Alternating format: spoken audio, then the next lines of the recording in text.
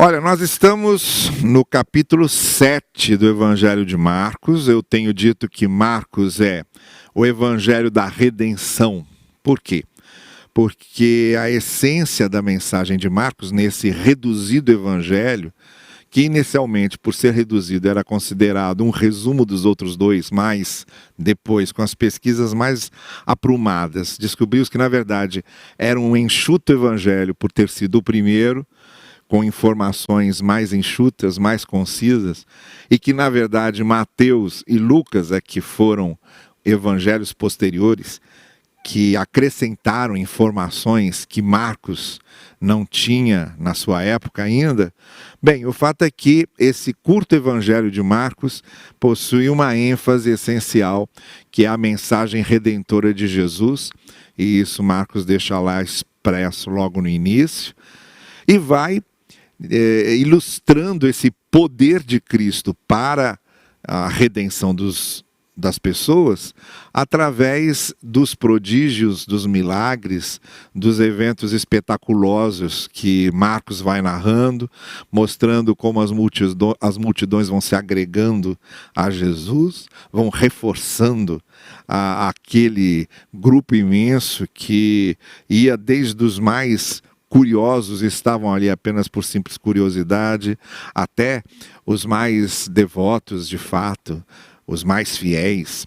Mas o Marcos vai narrando como é que essa fama de Jesus vai crescendo.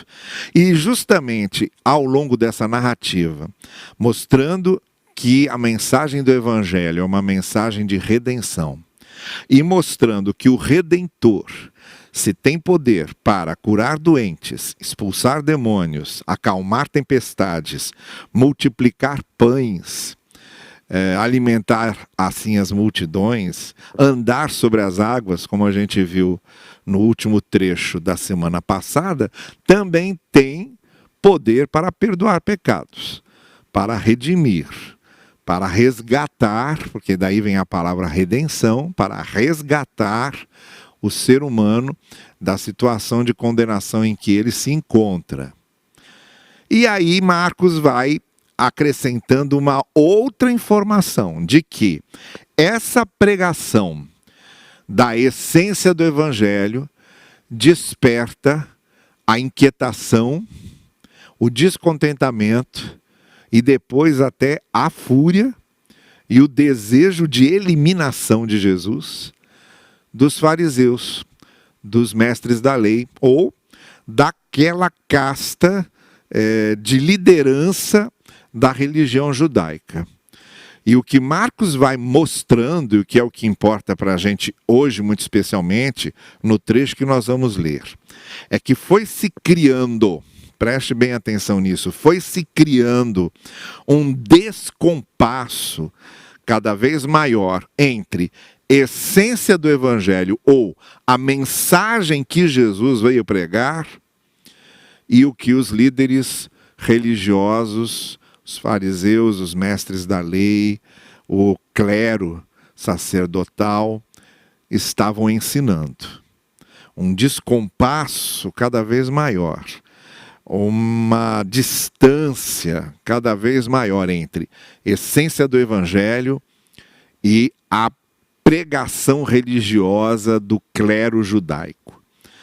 Eu quero chamar a sua atenção para isso, porque o texto que vamos ler agora é um indicativo claro, translúcido, diáfano dessa situação. Quando a pregação religiosa, o ensino de um clero, as ênfases de uma instituição religiosa vão se tornando mais enfáticas, mais sustentáveis, mais comunicadas e mais divulgadas do que a própria essência do Evangelho. E como a essência do Evangelho vai ficando opaca, vai ficando descolorida, vai ficando desbotada, enquanto essa pregação mais legalista, mais tradicionalista, mais institucionalizada, vai se destacando. E foi justamente isso que Jesus Cristo começou a mostrar, esse descompasso entre o que ele dizia e o que os líderes religiosos ensinavam, de que maneira isso acontecia e como isso irritava esses líderes religiosos. O grande embate, a grande discórdia, a grande polêmica que vai surgir entre Jesus, que nós cremos ter sido a representação máxima do Evangelho, não é? E os líderes religiosos, o clero judaico, os mestres da lei, fariseus e sacerdotes, de certa forma, foram representando uma contraposição a essa essência do Evangelho. E isso nos serve como um alerta vermelho, assim, com aquele vermelho bem destacado, iluminado, chamando a atenção. Olha aqui, eu me lembro de uma série que fazia muito sucesso quando eu era garoto, que se chamava Perdidos no Espaço. Depois essa série, Lost in Space, né? Depois essa série foi regravada agora, primeiro com longa-metragem, depois fizeram um remake da série num desses streamings, numa dessas plataformas de seriados e filmes. Mas essa série original, Perdidos no Espaço, que inclusive passava em preto e branco, né? Depois que foi colorizada, tinha um robô. Era um robô que era mais ou menos um arquétipo assim do ser humano, tinha 2 braços e uma espécie de cabeça. E esse robô, quando havia uma ameaça se aproximando, ele agitava os braços e começava a avisar: perigo, perigo, era a palavra que ele repetia, perigo, perigo. Aí todo mundo já ficava alerta que eu estava se aproximando de um ser alienígena, ou um desses perigos dessas séries espaciais. Olha, Jesus Cristo começou a sinalizar aos seus discípulos mais ou menos isso. Se esse robô estivesse lá na época de Jesus, quando Jesus estivesse falando, esse robô ia também dizer: olha, perigo, perigo, cada vez que os fariseus rebatessem e fizessem uma intervenção, esse robô ia avisar: olha, perigo, olha a ameaça do legalismo, olha a ameaça do tradicionalismo se tornando maior do que a própria essência do Evangelho. Eu falei tudo isso aqui como um preâmbulo, porque a gente chega agora num trecho selecionado por Marcos e colocado no Evangelho com esse objetivo principal, de dizer: olha, cuidado, perigo, tenham cuidado, porque o legalismo, o tradicionalismo, as interpretações literalistas das Escrituras, o que hoje nós chamaríamos, né, de fundamentalismos religiosos, tudo isso é uma grande ameaça para a essência do Evangelho. E Jesus deixou isso muito claro, então, no texto que eu quero ler com vocês, que é o capítulo 7, que vai de 1 a 23. Eu quero, então, ler, nós vamos lendo, como a gente tem feito, e vou acrescentando aqui os nossos comentários, tá bem? Então vamos lá, Mateus capítulo 7, não é? Posto isto, com essa contextualização na cabeça, fica mais fácil a gente entender o que estava acontecendo aqui. O porquê desse diálogo de Jesus com esses fariseus. Os fariseus e alguns mestres da lei, vindos de Jerusalém, não vamos esquecer que Jesus exercia o seu ministério na Galileia, muito especialmente ali naquelas cidades, vilas e aldeias ao longo das margens do lago da Galileia. Vez por outra ele atravessava o lago, como nós já vimos que acontecia, e passava para outras cidades fora da Galileia, até de lugares gentílicos, não judaicos, mas na maior parte das vezes era Cafarnaum, não é? A casa de Pedro ali como quartel-general, como centro da missão de Jesus e dali se irradiando pelas aldeias e cidades circunvizinhas, que é uma palavra usada nas antigas versões da Escritura, não é? Então os fariseus e os mestres da lei já estavam ouvindo, a gente está percebendo como é que Marcos vai dizendo, olha, a multidão crescia, Jesus se tornava muito popular, os fariseus e mestres da lei ali daquelas redondezas, das sinagogas daquelas redondezas, já estavam incomodados. Essa fama de Jesus chega até Jerusalém, ao berço do sacerdotalismo, do clericalismo, do legalismo judaico, do farisaísmo, e eles vêm de Jerusalém a Galileia para ver de perto, não é?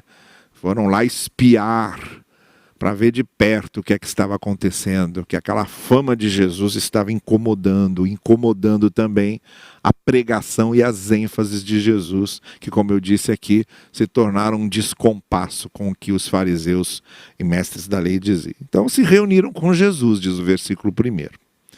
Viram alguns dos seus discípulos comerem com as mãos impuras, isto é, as mãos não lavadas. Como a gente tem um evangelho que está sendo escrito preponderantemente aos gentios e não a judeus, diferentemente de Mateus, que é escrito a cristãos judaicos, a cristãos vindos do judaísmo, mas aqui Marcos não. Marcos está escrevendo para cristãos que vieram das religiões gentílicas, né? Das matizes e das raízes não judaicas, como os romanos, né? A gente imagina que os primeiros leitores desse evangelho de Marcos eram cristãos romanos. Então, para eles, Marcos vai explicando esses costumes, não é? Se fosse para um auditório judeu, não precisaria explicar, todo mundo sabe. Ele faz aqui pelo menos 2 ou 3 explicações sobre esses costumes judaicos. A primeira é essa. Ele abre aqui um parênteses explicativo e diz: os fariseus e todos os judeus não comem sem lavar as mãos cerimonialmente, apegando-se assim à tradição dos líderes religiosos. Olha essa distinção importante que Marcos faz, porque há 2 coisas muito distintas. Uma é a lei de Moisés. A lei de Moisés. Outra é a tradição dos líderes religiosos, ou a tradição dos fariseus e dos mestres da lei, que pegam a base da lei e criam toda uma série de regras em cima daquela base. E aí ficam ensinando essa série de regras, de complementos, de acréscimos, de anexos. E isso aqui acaba valendo mais do que a base da lei. Um exemplo muito claro disso é a questão do sábado. Você tinha uma base de lei aqui, que era guardar o dia do descanso, guardar o Shabat, guardar o dia da cessação, que é isso que Shabat significa: cessar, parar, estancar. Era o descanso. Então, nesse descanso, não é, devia-se dignificar o nome de Deus. Mas aí a tradição religiosa, a tradição dos fariseus foi desenvolvendo uma série de regrinhas, a ponto de definir quantas mastigadas uma pessoa podia dar no sábado. Quantas vezes a boca de uma pessoa podia mastigar no sábado. Então veja só, sobre a guarda do sábado, a gente sabe que foram desenvolvidas mais de 600 regras, mais de 600 mandamentos em cima da guarda do sábado, ou como guardar o sábado. Tá bem? Então isso aí fica muito claro, havia a lei, havia a tradição em cima da lei. E Marcos está explicando aqui que essa questão de lavar as mãos, que era uma questão de demonstrar pureza diante dos alimentos, então antes de se alimentar ali, lavavam as mãos para se purificar. Isso era uma tradição. Mas não era assim como a gente faz com um mero desejo higiênico. Não é? Ainda mais nós aqui nesses tempos de Covid, a gente está implementando aos nossos costumes coisas que talvez a gente nunca mais deixe de fazer, né? Eu acredito que muita gente ainda vai continuar usando para sempre álcool em gel, vai continuar higienizando as compras, vai continuar deixando o sapato na porta e não pisar com o sapato dentro de casa, vai deixar as roupas arejando durante algum tempo antes de usá-las de novo. Tudo isso que aprendemos a fazer aqui ao longo dessa pandemia são costumes higiênicos. Costumes higiênicos. Lavar as mãos antes da refeição é um costume higiênico. No caso dos fariseus, não é só um costume higiênico, era um ritual de simbolismo de purificação, um ritual simbólico de purificação. Porque eles acreditavam que quando eles chegavam da rua, por lidarem, por exemplo, com alguns gentios, com alguns publicanos, esbarrarem, tocarem nesse tipo de gente contaminada, eles traziam essas contaminações e precisavam se purificar delas. No caso da parábola do bom samaritano, por exemplo, tanto o sacerdote quanto o levita, quando viram ali aquele homem na sarjeta jogado, não se aproximaram, porque estavam indo para o rito no templo, estavam indo para o culto no templo. E lá eles precisavam chegar purificados, então eles não iam encostar naquele samaritano, naquele morto, quer dizer, não podia tocar nem em morto nem em gentil, se estava indo para o templo. Então eles preferiram não ajudar, não é? Preferiram trocar de calçada, passar para o outro lado da rua e nem chegar perto daquele homem que estava precisando de ajuda na parábola do bom samaritano, para não se contaminar, sabe? Quando nós estivemos em Israel, aqui com um grupo da nossa igreja, a gente viu isso, esses judeus ultra-ortodoxos, eles não caminhavam na calçada, eles caminhavam por cima do jardinzinho das calçadas. E quando a gente perguntou por quê, a nossa guia respondeu, para evitar o risco de esbarrar com uma pessoa que pode ser um turista gentil ou uma mulher que pode estar menstruada. Então, para evitar esse risco, eles vão lá no jardinzinho da calçada, mantém essa distância, porque eles estão indo lá para o Muro das Lamentações, o antigo templo. Então, para chegarem purificados. É nesse sentido que eles estão cobrando dos discípulos esse lavar as mãos, não no sentido higiênico, mas no sentido do simbolismo da purificação, não é? E então Marcos explica isso, que isso não era uma coisa da lei de Moisés, isso era um acréscimo da tradição. Ele deixa isso bem claro, não é? Apegando-se assim à tradição dos líderes religiosos. Quando chegam da rua, não comem sem antes se lavarem.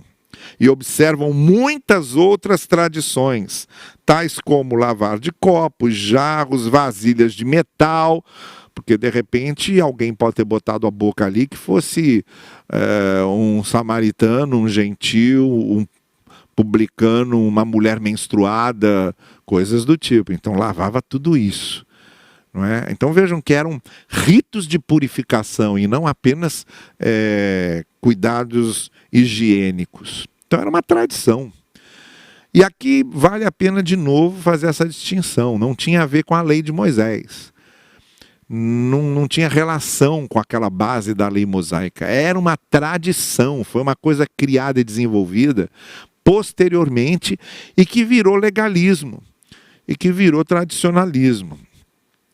Então os fariseus e mestres da lei, verso 5, perguntaram a Jesus, por que os seus discípulos não vivem de acordo com a tradição dos líderes religiosos, em vez de comerem um alimento com as mãos impuras?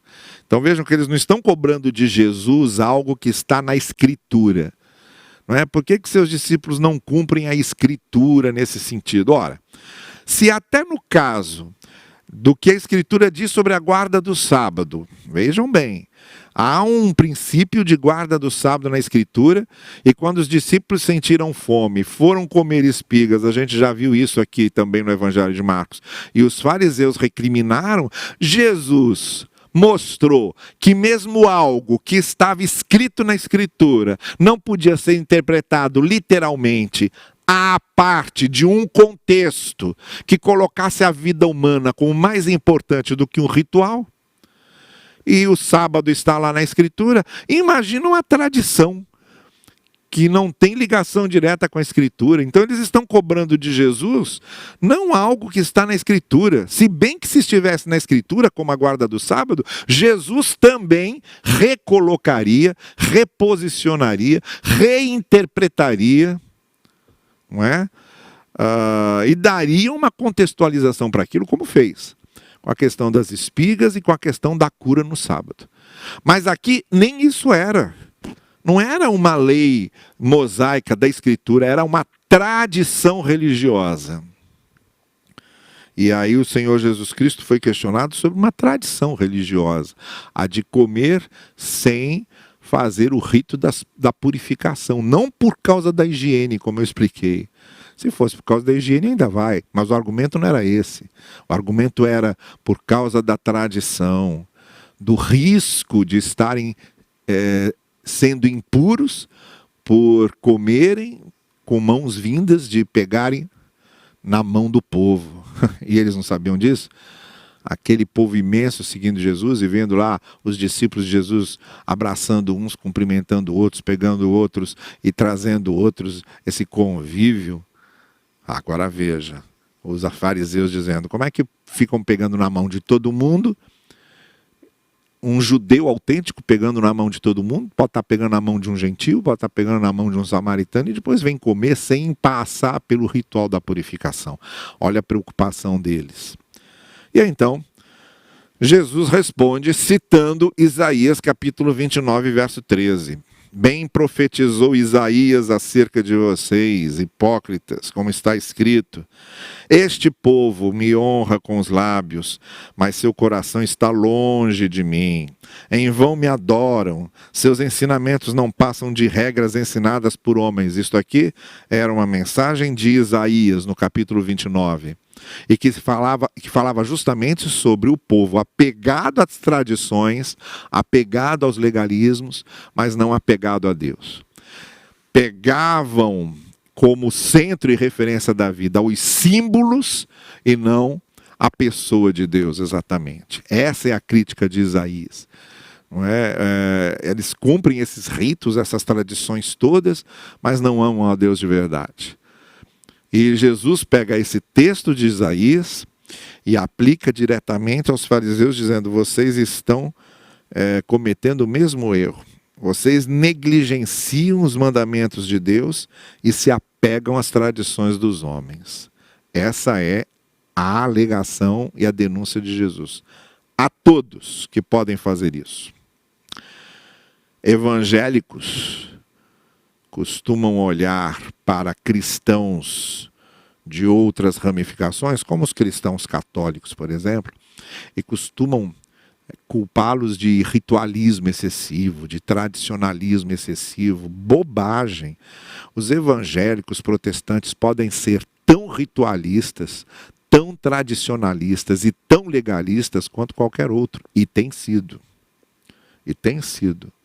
Não falta legalismo nas igrejas evangélicas, não falta tradicionalismo nas igrejas evangélicas, não falta hipocrisia religiosa nas igrejas evangélicas. Os evangélicos nunca podem cuspir para cima porque cai na testa.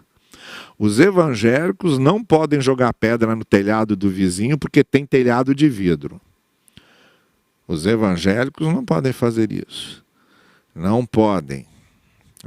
Então é necessário que nós, antes de criticarmos os outros, nos critiquemos, porque nunca, em nenhum momento da história, os evangélicos foram tão tradicionalistas, tão legalistas, tão cheios de crendices e de tradições humanas, como estão sendo nos dias de hoje. E essa crendice, esse tradicionalismo, esse legalismo, afasta os evangélicos do evangelho, da essência do evangelho. A acusação aqui de Jesus não é para ninguém, para quem possamos olhar. A acusação de Jesus é para nós. Até que ponto estamos sendo tão tradicionalistas que a mensagem do Evangelho se apaga?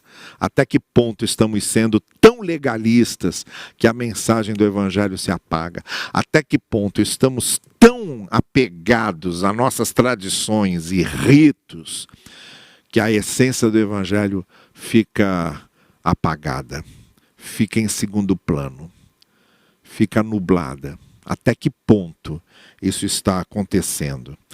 E Jesus diz ainda mais. Ele dá aqui um exemplo dessa hipocrisia religiosa, quando ele diz assim: vocês estão sempre encontrando, verso 9 eu estou lendo, vocês estão sempre encontrando uma boa maneira de pôr de lado os mandamentos de Deus, a fim de obedecerem às suas tradições.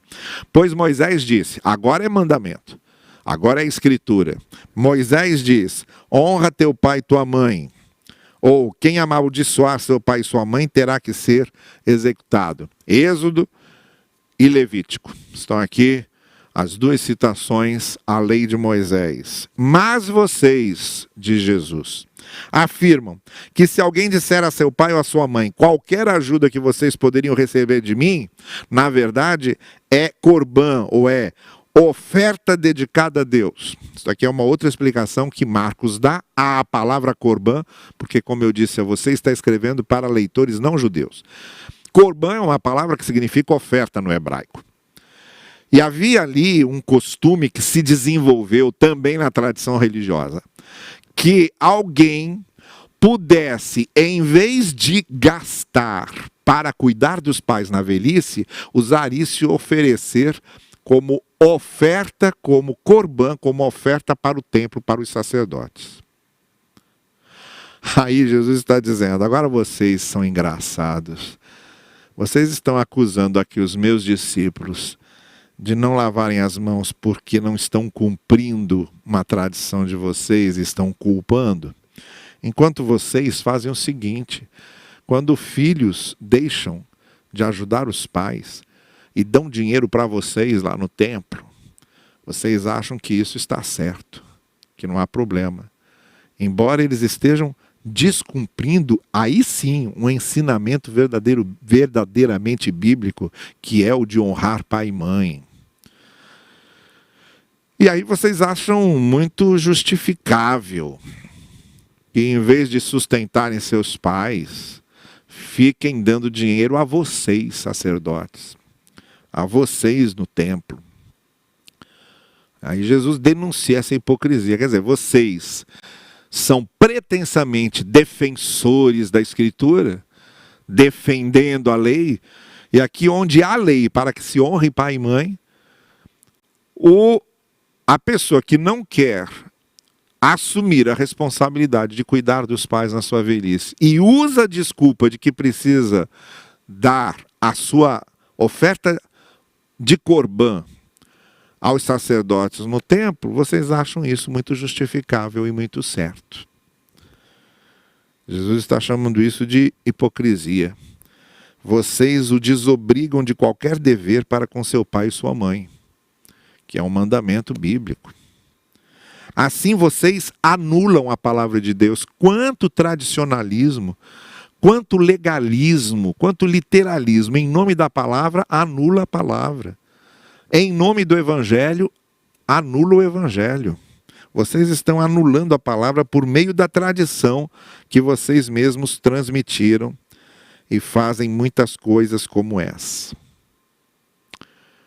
Muito bem. Termina aqui a lição para os fariseus. Agora vem a lição para os discípulos. Pau que dá em Chico, dá em Francisco, né? Vai lá dando martelada num e no outro. Né? Esse foi o de Chico. Agora vem o de Francisco. Jesus chama os seus discípulos e a multidão junto a si, depois de repreender os fariseus, agora se dirige à multidão, aos seus discípulos, e agora é a vez de Francisco. E ele diz então, ouçam-me todos e entendam isto. Não há nada fora do homem que nele entrando possa torná-lo impuro. Ao contrário, o que sai do homem é que o torna impuro. Se alguém tem ouvidos para ouvir, ouça. A expressão que nós já conhecemos bem quando Jesus quer dizer: prestem bem atenção, reflitam sobre isso que eu estou dizendo. Depois de deixar a multidão entrar em casa, os discípulos vieram a Jesus e lhe pediram explicação dessa parábola. Então Jesus explicou: será que vocês também não conseguem entender? Não percebem que nada que entre no homem pode torná-lo impuro? Porque não entra em seu coração, mas em seu estômago, e depois é eliminado.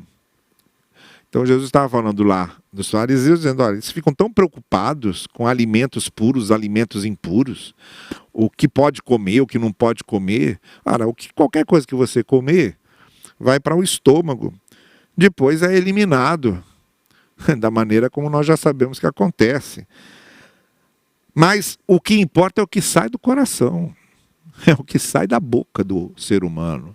Aí Jesus faz essa advertência muito séria. Aqui no finalzinho do verso 19, um acréscimo de Marcos ao que Jesus disse, ou uma interpretação marcana do que Jesus disse, que é o seguinte: ao dizer isso, Jesus declarou puros todos os alimentos. Para Marcos, e para a tradição cristã que se seguiu a partir daqui, quando Jesus ensinou isso, ele parou com essa classificação de animais puros e impuros, animais que servem para comer e animais que não servem para comer. Isso vai acontecer também lá em Atos, quando Pedro tem aquela visão, não é, de animais puros e impuros numa grande rede, e que Deus usa isso para chamá-lo a pregar a Cornélio, que era um gentil, que era um romano, e diz para Pedro: eu que declaro o que é puro e o que é impuro. Então, entendeu-se que, a partir do que Marcos está dizendo aqui, Jesus declarou todos os alimentos puros, não há mais essa divisão. Somando com o que Atos estava ensinando lá com a visão de Pedro, esse legalismo da alimentação aqui acabou para Jesus, acabou para o Evangelho. O critério que devemos usar para a alimentação são critérios higiênicos e médicos, não critérios religiosos. Critérios religiosos não servem mais para dizer o que serve para comer, o que serve para não comer, o que serve para beber, o que não serve para beber. Não tem mais critério religioso definindo comida e bebida. Para Marcos isso acabou. Existem outros critérios, critérios de saúde, critérios de higiene, critérios médicos. Há coisas que podemos comer ou não por causa dos males e dos prejuízos que causam à saúde, e esse é o critério, mas critério religioso não serve mais para definir essas coisas.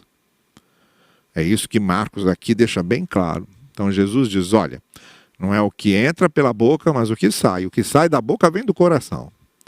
Então, às vezes, a pessoa está deixando de comer alguma coisa aqui por um critério religioso, por achar que aquilo é impuro, religiosamente falando, e, no entanto, do seu coração, da sua boca, sai hipocrisia, saem mentiras, saem xingamentos, saem blasfêmias, saem insultos, saem maledicências, saem ironias, saem humilhações.